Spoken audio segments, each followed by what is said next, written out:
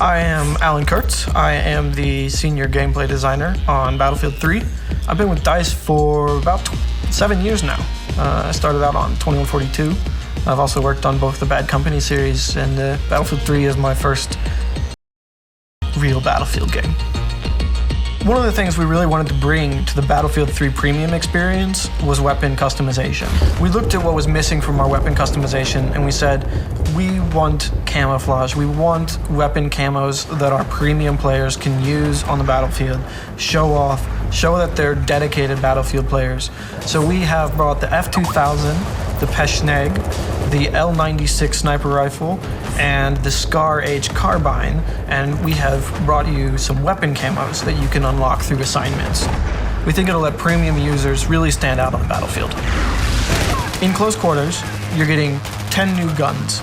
6 of those are really focused on the close quarters experience, and 4 of them are weapons that each kit can take back to the greater battlefield and have a new experience with. So for our assault guy, we brought the AUG A3. It's an Austrian bullpup assault rifle. So you got the clip behind the trigger, which is going to give you a better maneuverability in close quarters. You're going to have better fire from the hip, and you're going to be able to navigate with that weapon and bring it onto target faster than you would with, say, the M416. Similar performance-wise, but that close combat edge is going to give you something to really think about when you have the AUG. For the engineer, we've got an Israeli bullpup. It's called the MTAR. It's a super short version of the Israeli assault rifle called the TAR-21. Super high rate of fire, a higher rate of fire than the engineer has seen before. Not super accurate because it's so short. Kind of like a FAMAS for the engineer. I know that guys have been looking for that super high rate of fire volume output gun, and I think we've really brought that with the MTAR. The high-tech weapons come to the support kit this time, with the new LSAT is part of the Army's lightweight weapon technology. And this is a belt-fed machine gun, but it has a special new linking system and a different bullet that makes the weapon much lighter than most belt-fed machine guns. So it doesn't have a super top rate of fire, but it has a really good mobility, and it's kind of a nice blend between an M27 and an M249. Something that sits in the middle that you can use in close quarters, but you can put a bipod on it and hit some long range if you need to, and something that I think really fits in between those two. And I think support players will find that gives them an edge in these close quarters in combat. For recon, we went out and we found the M417. And this is a semi-automatic designated marksman rifle. The 20-round magazine, which is a bigger magazine that's been available, with also the big hard-hitting round from the Mark 11 with the 7.62 NATO round.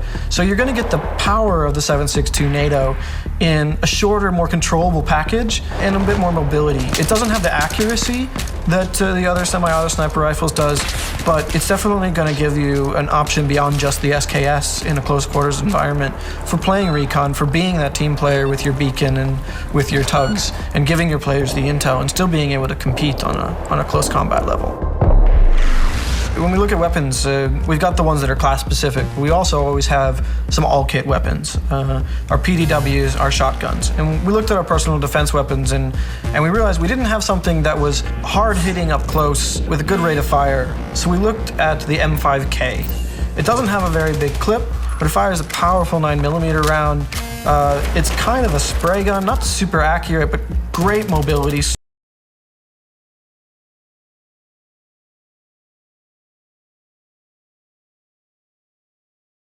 Super short, it's got the foregrip on the front for some great controllability, and basically just lets a player get in close, hit hard, no range at all, but basically lets anybody kind of be that ultimate close quarters specialist with this gun.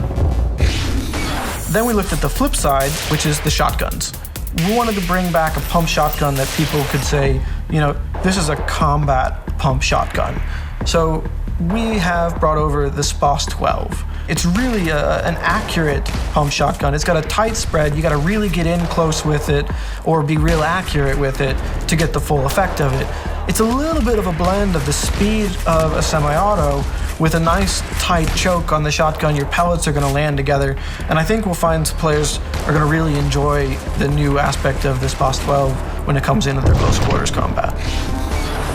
The other 4 weapons, we looked at roles and places outside of the close quarters pack, because you can take all 10 weapons from close quarters into any map. And that's been really important for us. So on the Assault kit, we've brought over the SCAR L. And this brings a super popular SCAR platform from the Engineer over to the Assault side. It's a relatively low rate of fire, and it fires the same round as a M16, but it's much more controllable. It's really good at hitting mid and long range. It's got good accuracy, it's a nice balanced gun, and I think players who generally gravitate towards an L85 or an AK will find that this gun might be a little bit more their style and in the mid-range combat. For the Engineer, we've got the ACW-R, which is an American assault rifle. It's pretty popular today with the Special Forces, and we've done it up differently here. We're bringing the 6.5mm round, and this is a Special Forces round specifically developed for short-barreled rifles, for getting out there and giving a bit more impact at range than the 5.56 round typically does. So your ACWR isn't going to be quite as good up close as most carbines, but it's going to give you a bit more range, and it's going to give you a bit more controllability than the SCAR H, which is our long-range carbine today. So I think it'll fit into a niche where some players have been complaining that they don't quite have what it takes at distance with a carbine, while giving them a trade-off that still makes it a balanced gun. Recon has always been about long range. We knew we had to bring in something bolt action that players were really going to be able to say, this is a new bolt action gun, it's something I haven't seen before, something unique. So we went out and looked, and we found the J&G 90. This is actually a Turkish rifle, renowned for its accuracy, one of the most accurate sniper rifles in the whole world. We think that players, when they get their hands on this, will be making those long-range headshots and really pulling down some marksman bonus with this one. Finally, for support, we've got the L86 LSW. That stands for Light Support Weapon. This is the British Army's light support weapon. It's a clip-based weapon. It's got about 42 rounds or so in the magazine, similar to an RPK or an M27, except this one's bullpup. This is the big brother of the L85 for the assault class. Super accurate, great on a bipod, but also has some mobility bonuses, so it'll let it double up in the close quarters environment, especially if you slap a laser sight on there or a foregrip, and you can really get a nice, good, accurate close combat light support weapon. I think players who like the L85 will find a support weapon that they can really go to in the L86.